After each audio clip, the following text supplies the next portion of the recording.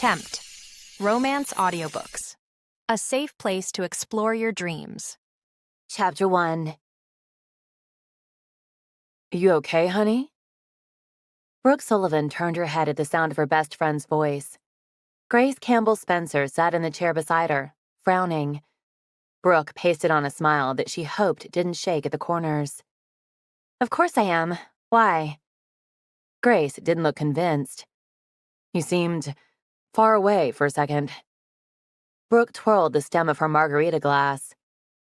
I'm fine. Just thinking. Grace's frown didn't ease. From the next room, shouts erupted. Brooke flinched so hard, she jarred the glass and spilled some of her drink. Grace didn't miss anything, of course. She stood and marched toward the great room where the men were watching football, her expression stern. Grace, no, Brooke called after her. It's okay. They just startled me. I'm going to tell them to keep it down. Brooke bounded up and caught her friend by the elbow. Grace was a lot taller, a lot more elegant, but she stopped and stared down at Brooke with concern. Please don't, Brooke swallowed. Hard.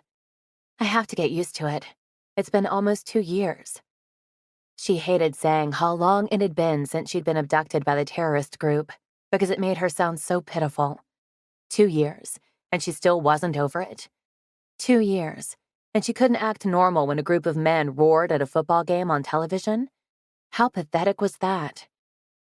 About as pathetic as the fact she'd given up her house, moved into a condo building because it had a secure entrance, and gotten a dog. Oh, and then there was the fact she'd quit her dream job, well, sold her dream business actually, and started a consulting business from home. Because then, she wouldn't have to leave the house every day if she didn't want to. Grace folded her arms and frowned. But then she nodded, and they returned to their seats at the island in Grace's expansive kitchen. The other women were in the next room with the men, watching the game and eating snacks. But Grace had settled the two of them in here. Probably because she knew that a room filled with as much testosterone as a group of commandos put off was way too much for Brooke. Grace picked up her vodka and tonic and took a sip. Can you keep a secret? Are you kidding me? I'm your best friend. Why would you ask me that? Brooke was almost offended. Grace set her drink down. That's not vodka. Or tonic. It's Sprite. Why would you drink Sprite and pretend it's vodka? Oh! Brooke put a hand to her mouth. You're pregnant, she whispered. Oh my God, you're pregnant. Grace nodded as tears filled her eyes. Garrett and I didn't want to tell anyone yet. We need to tell Cammy first, but he won't mind if I tell you. Just keep it quiet, okay? Brooke hugged her friend tight. Of course I won't tell anyone. Will Cammy be excited? Cammy was Garrett's daughter from a previous marriage. Her mother was a stone-cold bitch, but Cammy was a good kid. She visited often and spent a couple of months every summer, but Brooke didn't really know her all that well, or how she might take the news. Garrett says so. I think so. But we want to ease her into it. Tell her it won't affect her relationship with her dad, or how much he loves her. It'll be hard since she's still in Georgia with her mother most of the time. But Melissa seems to have toned down the vitriol now that she's in a new relationship. Brooke scoffed. Really? You two geniuses think it's her relationship with a new man that's making Garrett's ex be reasonable? You're the daughter of the President of the United States. Garrett is his son-in-law. She makes nice because of the status it probably gives her in her hometown. Grace pursed her lips. Probably. I keep expecting to see her splashed all over the front pages of a tabloid, quite honestly, telling her story, whatever that may be. Yeah, well, nobody believes those things anyway. There was another shout from the great room. Brooke managed not to spill her drink this time. See? Getting better all the time. Grace squeezed her arm. I know, sweetie. She slipped from the chair. And now that I've told you the news, you won't be surprised when I tell you I have to pee. Nope. Not that Brooke had personal experience, but she had a sister, and she'd had coworkers and other friends who'd been pregnant. Don't go anywhere, Grace commanded. I won't. Promise. Grace hurried down the hall to the half bath. Brooke closed her eyes and let out a sigh. She hated this helplessness, this rage and fear. She'd gone to counseling, damn it. She'd worked hard to fix her life, and she didn't let the fear stop her. Well, most of the time anyway. So what if she'd made changes? Maybe they were needed changes. She liked working from home, and she got out socially because Grace made her. So it wasn't all that bad, right? She heard footsteps and spun around. A tall, dark-haired man with muscles that went on for days stood with a beer in his hand and gazed back at her. Cade. Hi, she said, her heart pounding. Hi. How have you been? Brooke laughed nervously.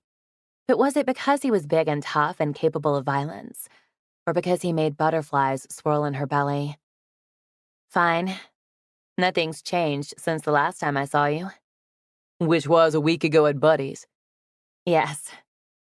She'd seen this man half a dozen times over the past month, each time for a few minutes only, but she still remembered the first time. At Colonel Mendez's wedding last month, when she'd been drunk and angry with herself for being so pitiful. She hadn't had sex in forever, hadn't felt a man's touch or the comfort of being held close, and her inhibitions were down because she'd had too much champagne. If Garrett and Grace hadn't shown up when they did, she probably would have gone home with Cade Rodgers. And she didn't know how that would have turned out, because she still had so many issues. She might have freaked out in the middle of the whole thing. Or maybe she'd have been thrilled she'd gotten over her fear of big men who lived lives of violence. But probably she'd have run home and locked herself away for days. He ambled closer, heading around the island and depositing the beer bottle on the counter. He took another from the fridge and popped the top. But he didn't hurry back to the other room. You don't say much, do you, Brooke? She swallowed. Of course I do. Not to me, you don't. I don't really know you, do I? We could change that. Brooke blinked. Her belly swirled faster. Heat flared in her cheeks. Why? She might not have had sex in 2 years, but she'd dated. Sort of. She wasn't afraid of men. Correction. She wasn't afraid of certain kinds of men. Mostly. Accountants, for instance. Those tended to be men without huge muscles or semi-automatic weapons strapped to their sides. She was wary, but not terrified. How? Was the word that came out of her mouth, though she'd intended to say no. How do you usually get to know someone? He grinned, and the swirlies whooshed into a tornado. By talking, asking questions, maybe sharing a meal or a drink. You mean a date? A date, a conversation, whatever you're comfortable with. He held up a hand. Or you can say no thanks, and I'll be on my way. No pressure. The swirlies dipped in disappointment for a second. Her heart throbbed. A conversation. Give me your number and I'll call you sometime. Give me yours and I'll call you now. You can capture it. Brooke found herself rattling off her number before she could change her mind. A moment later, her phone rang where she'd laid it on the countertop. Then it stopped. Rodgers, with a D, he said, winking at her. Whenever you're ready. He ambled back toward the great room. Before he disappeared, he turned and shot her a look filled with heat and humor. Brooke gulped in air, pressed a hand to her belly. Cade was gone, and Grace was striding back down the hall. Oh my God, I hate all the peeing and the morning sickness. Grace blinked. What happened? Brooke tried to be cool. What? Nothing. Cade came to get a beer. We talked. He left. No big deal. Grace looked wary. Watch him, Brooke. He's a good guy. They all are. But this life... She shook her head. I don't think getting involved with an operator is for you. Brooke snorted. Who said anything about getting involved with him? You're right. I'm overreacting. Her expression brightened. Want to see which room I plan to make into the nursery? Brooke shoved her drink away, though she badly wanted to down it. Of course I do. Lead on, Mrs. Spencer. Cade watched the game, but his mind wasn't on it. No, his mind was back in that kitchen with the petite blonde sitting on the stool by the island. She'd been wearing a fitted olive green shirt and faded jeans with spike-heeled boots. Her long hair tumbled down her back and her baby blues were captivating. And then there were her tits. Big, beautiful tits that strained the buttons on her shirt. Not so much that the shirt gaped, but enough that he kept wondering what would happen if they snapped off and exposed those pretty mounds. His dick lifted its sleepy head, wondering what all the fuss was about. He forced it down again with an act of sheer will. Not getting a hard-on in the middle of this room filled with his teammates and their women. He wanted to go back in there and talk to Brooke Sullivan, but she seemed as skittish as a newborn foal. After that moment at Mendez's wedding, Cade had been thinking about Brooke and why her friends were so protective. Grace had specifically said that Brooke wasn't ready for this. She hadn't said what this was, but Cade could guess. Grace and Garrett Iceman Spencer, both had thought that Cade was only after sex. And maybe he was, but damn, he also wanted to talk to the girl. Because she was sexy and cute, and he wanted to know her better. Maybe it was a sign of impending age or something, but he was getting kind of tired of the singles game. Not that he wanted to get married or anything, but it might be nice to see someone he liked on a regular basis. He'd watched some of his teammates with their women, and he envied that easy camaraderie they seemed to have. Brooke was part of this crowd. She understood how they lived. She'd also experienced firsthand what their job was when Strike Team 1 rescued her because she'd been kidnapped by a group that wanted to trade her for Grace. That kind of knowledge was hard to come by, but it meant there would be no need to explain his life to her if they dated.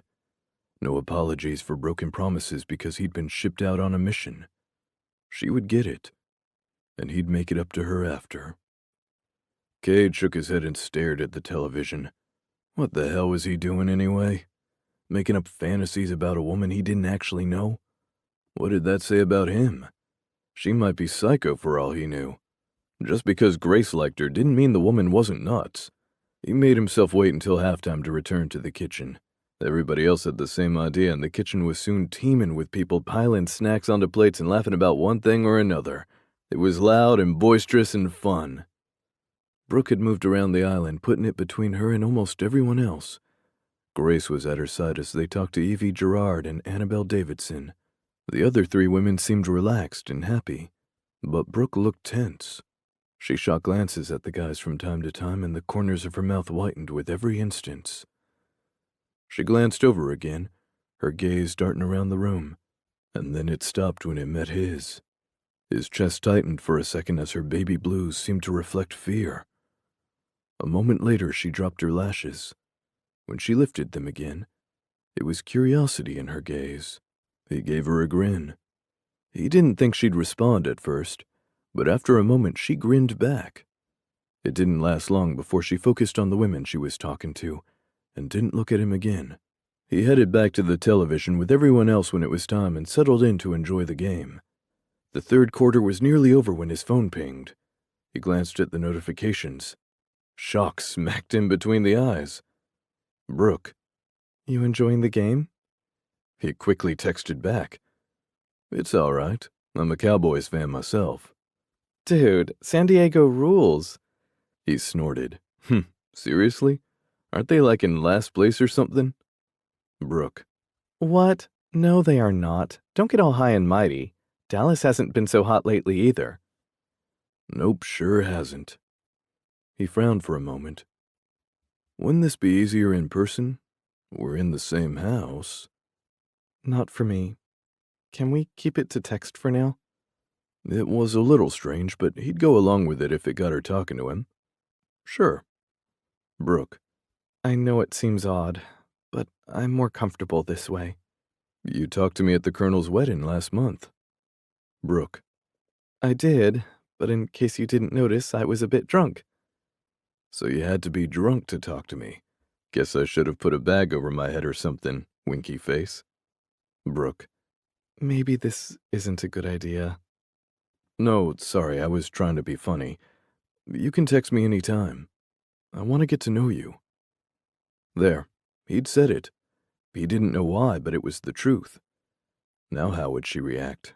That was the kicker. It took a few moments, but she finally replied. Why? I'm a little weird in case you couldn't tell. Maybe I like weird, but aside from that, I like your smile. Makes me want to know the woman behind it. Brooke. I have to go now, but thank you. That was sweet. I'll text you again sometime. Cade sighed as he put the phone down. Apparently he was becoming a pro at scaring Brooke Sullivan off. Maybe he just needed to let the idea of getting to know her die a quiet death and move on.